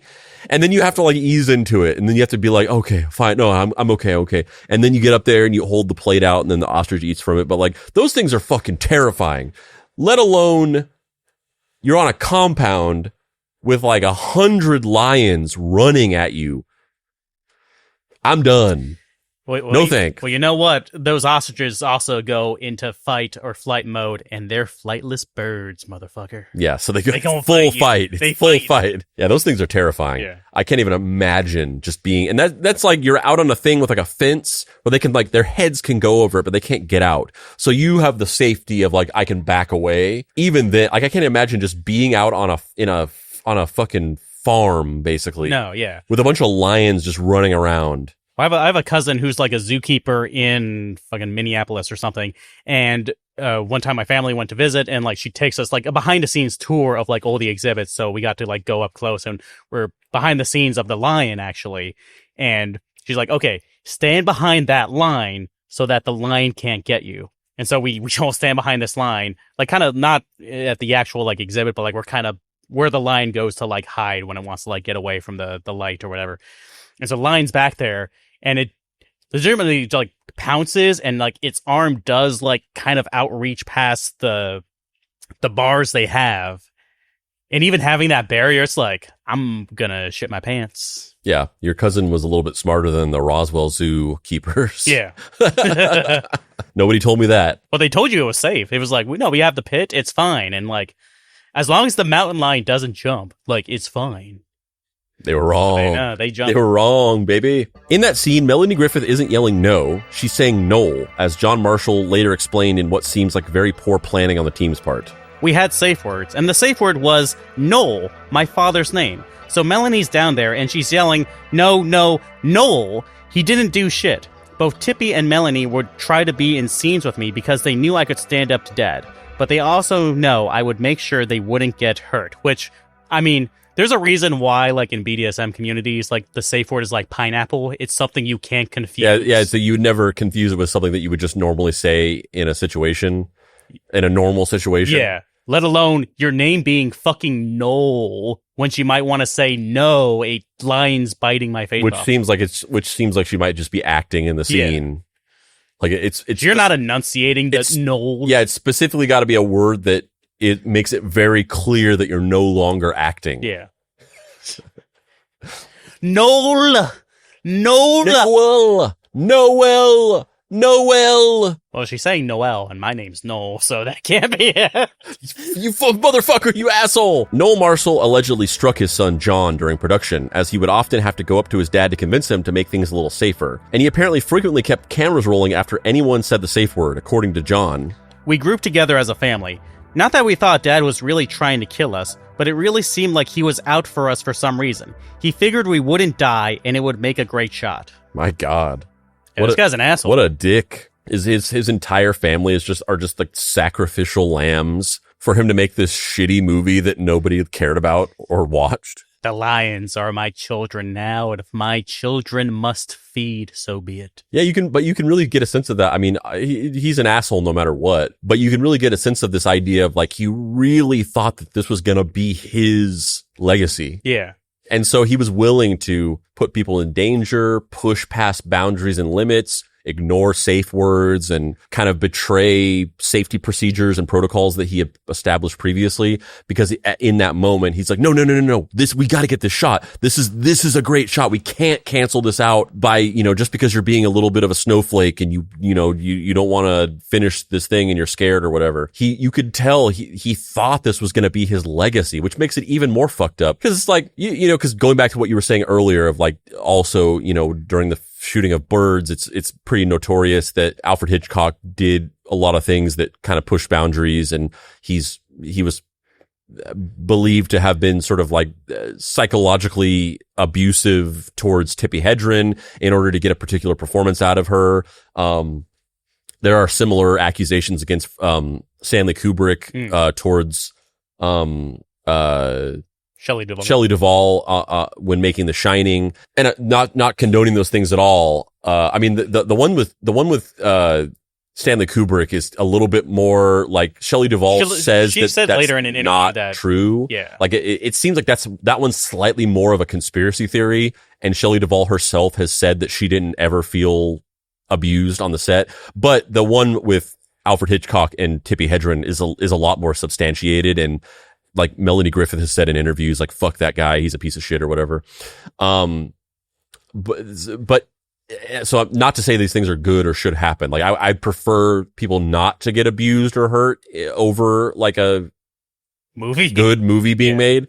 But at least in those situations, the end result is this like classic film that everybody widely loves. But in this situation, you walk in the average person on the street, like, hey, what do you think about Roar? They'd be like, what the fuck is that? Katy Perry song? All right, I guess. Yeah. Yeah, you got outshined by a Katy Perry song. It was all for nothing. Yeah. Absolutely nothing. And that's nothing said of the dozens of crew members also attacked throughout filming. The turnover rate was incredibly high, as many crew members' paltry salaries in no way justified the risk of getting mauled by a lion at any second. And many of the people Marshall hired were non-union. It's said this was partly done because hiring union workers would have been too expensive for the already flailing production. But also, when you hire union, everyone has a specific task they're trained to do. You can't just get a boom mic operator to work lights, but with non-union workers, people can take on various roles if needed. In 1977, in the midst of production, Noel Marshall spoke with the Montreal Gazette about why he continued with the production that seemed cursed, and as he put it, "You get into anything slowly. We have been on this project now for 5 years. Everything we own, everything we have achieved is tied up in it. Today, we're 55% complete. We're at a point where we just have to do it." Do you, though? You can call it a day. Do you, though? Yeah. For the sake of your... Movies have been canceled halfway through. Movies have been canceled completely done. Yeah. Like Batgirl is pretty much for done. less reason. Like the Coyote versus Acme movie was shot and edited and finished, and then they canceled. I mean, now they've revived it. Another company's bought it, but they canceled it and completely removed it from release because one guy was just like, That's the reason why they did it. We need a tax write-off. Yeah. I feel like you could have ended it 55% of the way through. Yeah. It's a crazy story. Just call it a day for the sake of your marriage and your relationship with your children. Or fuck it, just the lives of people. Yeah, just the life. Yondamont's head. We almost missed Speed. Rumors even began circulating that Roar was haunted by The Curse of the Exorcist, another film with a troubled production that included many cast and crew getting injured, as well as a fire breaking out on set. It's said that Noel Marshall brought the curse with him to Roar, and one attack certainly seems to support that theory. That seems like oh no, this movie production where we have 150 untrained lions living in a house with people had some mishaps and bad situations. It's a curse. I think it might just be the lions. Yeah. I think it might just be the lions you have in there. I don't know if the curse was necessary for this to go bad. And we got some bad juju from The Exorcist. Just like some demonic spirits were on that set, and they followed us here. No.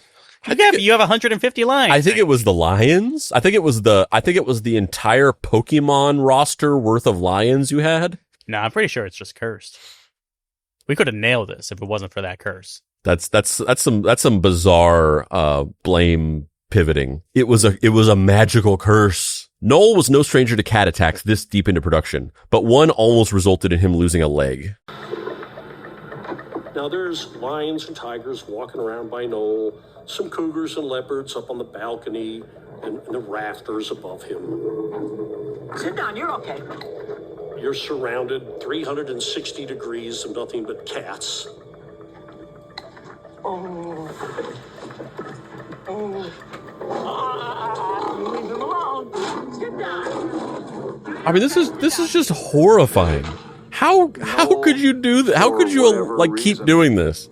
Was kind of tempting the lions, and take after take after take, you could feel the energy of the cats getting more and more aggressive. There's just like there's six lions fighting next to them, and they're just like, we're doing this. We're gonna keep doing this.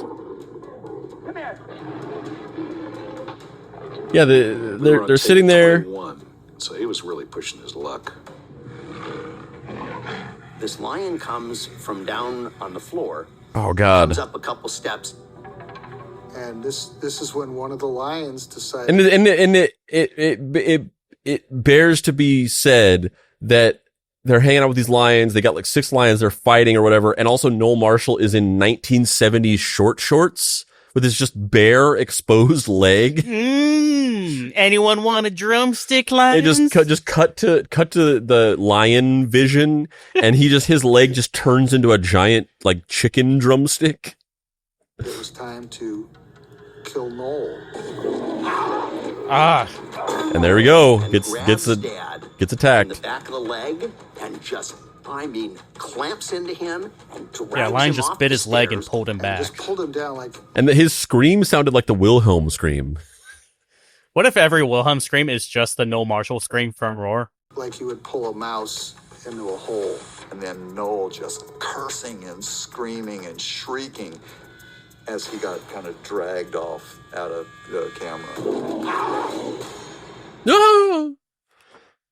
I mean, at a certain point, it's just like, what else do you say? Because all I keep saying is just like, how the fuck did nobody die? It overwhelms the senses. I don't know what to say about this anymore. Part of me, that's like, it would be darkly funny if, since he's trying the movie to be like this family adventure film, and he just like gets bit in the leg by a lion, where you want to just be like, fuck. If he has to be like, oh shoot, God, love it. It had to be PG. He's like, God darn it, fiddlesticks. Noel was hospitalized with severe puncture wounds to his leg.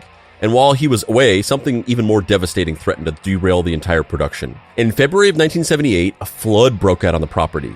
Noel wanted to create a man-made lake, which required damming off the nearby Aliso Creek. A huge rainstorm broke the dam, resulting in a 10-foot flood, destroying nearly everything on the property. The house they built specifically for the film was ruined. They also lost a lot of film stock and their editing equipment. While Noel was supposed to get surgery to help with his leg and treat blood poisoning, he left the hospital without the doctor's permission to visit the set and get things moving again. Most tragically, the floodwater destroyed cages holding the animals. Many cats panicked and ran off the property. 3 lions were shot and killed by local law enforcement, including the lead lion in the film, Robbie, who Noel worked with during their fateful first day of filming. The end credits make a point to lay out. The lions that appeared to be killed in this film are all back to playing with their friends, but the animals that are being slaughtered in Africa are a reality. Many species are near extinction. Oh, brother. Oh, give me a fucking break. The film you're watching is just simple, harmless entertainment, and these animals were not harmed. But think about the horrible treatment of it. No, fuck you. You're the one giving them horrible treatment. This is horrible. And this is what I was talking. This is what I talked about at the very beginning. Is these animals escaped? They got shot and killed. Once again, no fault of their own. They did nothing wrong. Yes, it's very dangerous to allow a lion to be running free in a fucking city. But this is not their fault. It's just insane. Yeah. It's fucking insane. Yeah, it's just the tragic inevitability of doing this. But not every cat made it out alive. In addition to the 3 shot by police, Tippi Hedren later estimated that 14 lions and tigers died as a result of airborne illnesses that spread amongst the animals. After the flood, production shut down for nearly a year. It took 8 months to rebuild the set, and 700 more trees were brought to replace the ones destroyed. And soon after everything looked like filming could resume, multiple wildfires broke out in the surrounding area. Maybe this did have the Exorcist curse. Maybe I was wrong. It's like, okay, the lions are the curse, but like, God is sending a flood and fires. Yeah, this isn't some stupid movie curse. This is like God himself being like, you fucking stop idiot. it. Stop. STAHP. Maybe the sunk cost fallacy was too high for Noel Marshall at this point, but he continued on. He got a $3 million disaster loan and some additional funds from the investors to rebuild and resume production in the summer of 1979. And finally, at long last, the movie was finished. All told, it's estimated that 70 people sustained injuries while making Roar, although some have said the number is closer to 100. Amazingly, no one died making Roar. Even after all that, Roar wasn't released in North America for decades. Reportedly, Noel Marshall wasn't happy with any of the offers he got from American studios. Fuck you. He's like, no, this offer just isn't really aligning with my vision of, it's like, just put it out. Your entire family almost died. Yeah, all the crew members, you almost killed Jan de Bont. Like, just put it, take whatever money you can get, recoup. You're not going to make your money back. Put it for free on Vimeo, bitch. What's Vimeo? just wait 30 years. The movie gained minimal distribution in some foreign markets like Germany and Japan, grossing $2 million with a budget of $17 million. In 2015, Drafthouse Films secured the rights to Roar and finally gave it a limited theatrical run in the US, and it's gained a cult following in the years since. The film took its toll on Noel Marshall and Tippi Hedren's marriage, and in 1982, just a year after the film came out in a few countries, the couple divorced. Marshall was reportedly abusive towards Hedren, causing her to take out a restraining order against him, preventing him from getting within 20 feet of her or her home. Hedren would later tell the Los Angeles Times, "People sometimes say to me that if it weren't for the lions, Noel and I would still be together. I can't say. But the accidents, the floods, these things don't happen every day. During the actual filming, there were 140 people around the lions and tigers every day. It's amazing we didn't have more accidents. We learned so much from that time. That's what keeps us safe now." Man, if Dave were here, if Dave were only here in this room with us right now, he would say, "Fuck this guy. Fuck this guy." If only he were here in this very room with us at this exact moment. And the reception to Roar was decidedly mixed. Critics seem to agree that there's not much in the way of plot or character development, and it's mostly a novelty, especially when you know about how much danger everyone was in around all these big cats. If there's any silver lining to the story of Roar, it's that Tippi Hedren oversaw the establishment of the Roar Foundation and created the Shambhala Preserve, an animal sanctuary located on the same land where they filmed the movie. The preserve is still there to this day, with Hedren, now 94 years old, remaining on as the Roar Foundation's president. Over the decades, Shambhala has helped rescue over 230 big cats, while Hedren has continued to advocate for animal rights and the preservation of their natural habitats. But what about Noel Marshall? He never directed a movie again, and while he provided some financial support for Shambhala initially, it appears he drifted apart from his family, as John Marshall stated. Even though Dad was the one that really was hands-on with the animals, suddenly he couldn't be with the animals that he loved and raised. I think it was very hard for him. But then he and I started to drift apart, and that's when he moved to Florida. When I was 42 or so, we had a big falling out. I couldn't afford to talk to him, is how I like to put it, because he'd always con me out of money. He never produced or did anything with films again after the 1980s, and in 2010, he died from brain cancer. Roar truly deserves its title as the most dangerous movie ever made. It's a testament to one man's hubris to create an epic adventure movie, putting his family in harm's way every step of the way. And while no one died, someone easily could have. That's nothing to say of all the big cats that died from the production, all in the name of saving big cats. And it clearly remains a sore spot for many of those involved. While some, like John Marshall, are more than happy to talk about it to the press, Tippi Hedren and Melanie Griffith have remained largely silent on it in the decades since its release. And even John has admitted he still suffers from chronic nightmares and claustrophobia since working on the film. If a lion had been just a bit more aggressive, Roar could have easily turned into a snuff film. It remains a fascinating glimpse into the psyche of a man who wanted to do something no one else had done before. But sometimes there's a reason movies don't work with 150 big cats. Well, Mike, what are your final thoughts on? You wrote this episode, so obviously you were the kind of the closest one to the story here. So you know what are your takeaways? Yeah, watching Roar, it's not a good movie. It's just there's this family, they come to see their dad, and there's like a bunch of lions around, and then the lions attack them, which is weird if your goal is to like want to set up some greater like preservation for these animals, being like, oh, these cats are such gentle creatures, and then your movie's like, but they'll fucking kill you if you get to. Maybe that's why like we need a preserve for these lions so that no humans have to get close to them. Yeah, that's the thing that's like the most striking about the film is that ostensibly based on like kind of the way that they were talking about it and kind of what you assume whenever you kind of see what the movie is or what you hear about the concept of the movie, you assume that it's supposed to be this thing of like, we're going to celebrate these beautiful animals and the connection between man and animal. And, you know, it's going to be a movie made in the spirit of like preservation of these animals. And, you know, we're going to champion the idea of like taking care of these animals and saving them and all these things. But then the actual story of the movie is that like they're just getting attacked by animals and getting like almost killed constantly. So like the actual plot of the movie totally contradicts what the spirit of the movie is supposed to be, to the point where it just makes it utterly pointless that they made the movie.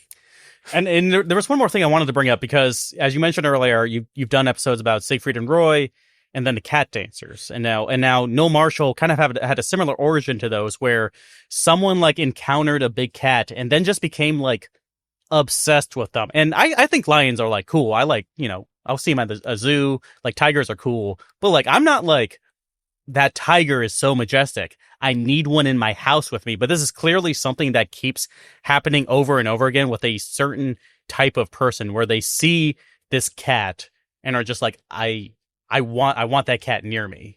Yeah, and I think it has something to do because we were joking / not joking earlier about like rich celebrities like getting obsessed with having like dangerous animals live in their house. And I think that is an aspect of it, is like very rich and powerful people. They see this idea of like owning this large, dangerous, unruly animal as like an extension of their power and their wealth, where it's like, I am a special person and therefore I need a special pet. And it has to be something that is financially unattainable to the normal person, extremely expensive to do in a relatively safe way, like because you have to pay for this, insane training and constant upkeep and having, handlers that come and live with you on site and all these things. And also like I am a special human being. And so my life is completely cushioned and, isolated and insulated away from danger because I live on these big compounds. I have security teams, all these things like that. So I'm going to manufacture a danger for my own life by putting myself in proximity of this deadly animal. I'm like creating a danger for myself in a vacuum of this very cushy, safe life that I live. That isn't particularly interesting or exciting because I just have so much money that I'm insulated from real human experience. So I'm creating drama for myself by having this animal live in the house with me. And I think that is what it is, because now like we have the Noel Marshalls and the Siegfried and Roys and like, Josh Brolin's mom that I was talking about earlier with the Wolves. We have those type of celebrities from yesteryear, or Michael Jackson with the chimpanzee with Bubbles the chimp. Now we have these like rich people on TikTok who periodically will be scrolling through TikTok and they'll just be like a rich dude sitting in a living room playing Xbox One or Xbox Series S or whatever with a lion just sitting on the couch next to him. These like super rich people that like just, they create TikTok channels that are just dedicated to the fact that they have a lion that lives in their house with them. And I think it's about flaunting wealth and power and also creating drama and danger for yourself in this vacuum of privilege that you have. Just go skydiving, bitch. You don't need to take a lion out of its natural habitat so that you can feel important. Yeah. Just because you didn't receive love as a child. Yeah. But, aside from that, I think this was, it's so ironic that the movie just completely fell on deaf ears. Nobody gave a shit about it. And it's understandable because the movie itself is, despite being an hour and a half of people getting attacked by lions, it's kind of boring. Yeah. And there are like a lot of shots of just the lions kind of hanging out, or like they're fighting or playing together, or like the one lion who's on a skateboard. They're just kind of doing their thing. And like the novelty comes from like kind of knowing the behind the scenes story. Like that's kind of what makes it interesting. Like watching the scene where Melanie Griffith is like getting mauled by this lion, which is like horrifying. And it's horrifying because, she's actually getting attacked by a lion. If you don't have that, it's like, well, they must have taken some kind of precaution. Like the lion was trained and wouldn't have actually hurt her, or like, maybe they have like the fake lion paws, like during certain shots, kind of pawing at her face. But like, no, that's a real lion. And that's what makes it. As a movie, assuming that it's all done as controlled stunts and nobody was actually in danger, it's not interesting. Yeah. It's just like, cause it's just like, she just got attacked by one of her pet lions. Who cares? What is the plot of this movie? Yeah. People just sitting in a house and getting attacked? Like, why am I watching this? It's only with the added layer of knowledge that this is real and they're actually really getting hurt. Does it become interesting? But it's just also dark and fucked up and, shouldn't have been done. Yeah. Just don't get lions. Yeah. They should be pets. Yeah, that's my ultimate takeaway from the movie is like, don't get a bunch of lions and keep them in a house and amongst people. It's fucked up. It's abusive. It's dangerous for your family, and it's dangerous for the animals because they will inevitably, hurt somebody and then they'll get put down because that's just kind of the protocol of how these things work. Or they'll escape and get shot by law enforcement. Just don't do any of this shit. That guy, Noel Marshall, sounds like he was a horrible person, not only just for this animal stunt, but also apparently he was just abusive towards his wife and stuff like that. So fuck that guy, and don't ever do this. Mr. Beast, looking at you. Don't think about it. Don't even think about it. He's thinking about it. He's thinking about it. He's thought about it. Where's my... I need a... Mr. Beast? No. Don't do it. Don't think about it. And on that note, I'm Andrew Price. And I'm Mike Bedard. And this has been Deep Cuts. If you want to check us out, you can go to social media by going to Facebook, searching for Deep Cuts Podcast. You can join our Facebook group by searching for the Deep Cuts Podcast Facebook group. We have a cool group of people in there that talk about the show, make memes, hang out, all kinds of fun stuff. We also have a Discord server, bit.ly.com/deepcutsdiscord, where we have another cool community of people with some overlap. There's a few people kind of switch hitting between them, where we hang out, we talk about the show, we make memes, we play games, so on and so forth. Sometimes we just dole out life advice. You can follow us on Instagram at Deep Cuts Pod. You can follow us on TikTok at Mystery Treehouse. You can go to our shop, deepcutspod.com, click on the shop. We got merch, we got hats, we got onesies, full-size adult onesies coming soon. But we also got baby onesies. We got mugs, with cool Deep Cuts graphics on them. You can, follow me on social media on TikTok by going to @Treehouse Detective, where I make cool short form videos. You can subscribe to my Substack, substack.treehousedetective.com, where I write long form articles about pop culture and other cool, ephemera that I'm interested in. What about you, Mike? And you can follow me at TikTok at Cinema Singularity. And, just as a little quick sign off thing, thank you for, stepping in and co-hosting the show while Dave has been out. This is probably one of the last couple of ones that we do before Dave finally fully transitions back to doing the show. But it's been a pleasure co-hosting the show with you, and I think the listeners have also enjoyed having you host temporarily. So yeah, I'm on the Discord. I appreciate the nice comments, and thank you for inviting me into the Mystery Treehouse.